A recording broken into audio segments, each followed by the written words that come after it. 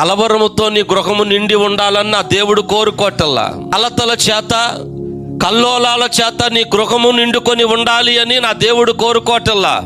నీ గుడారం అంతటిలో ఎప్పుడు కన్నీరే ఉండాలని నా దేవుడు కోరుకోవటల్లా. నీ గుడారములో ఎప్పుడు ఆర్థిక సమస్యలే ఉండాలని నా దేవుడు కోరుకోవటల్లా. నీ గుడారములో ఎప్పుడు కొట్లాట ఉండాలని చెప్పి నా దేవుడు కోరుకోవటల్లా. నీ గుడారములో ఎప్పుడు గలిబిలి గందరగోళం ఉండాలని నా దేవుడు కోరుకోవటల్లా. నీ గుడారములో పేదరికము, దారిద్రము నివాసము చేయాలని నా దేవుడు కోరుకోవటల్లా. నీ గుడారాలలో ఎప్పుడు భయము, కలవరము, కృంగుదల ఉండాలన్న దేవుడు కోరుకోవటల్లా. నా దేవుడు కోరేది ఏమిటి అంటే నీ గుడారం అంతా కూడా ఆయన మహిమ నిండుకొని ఉండాలి. నీ గుడారం అంతటిలో ఆయన కృప నింపబడి ఉండాలి. నీ గుడారం అంతా ఆయన తేజస్సు నింపబడి ఉండాలి.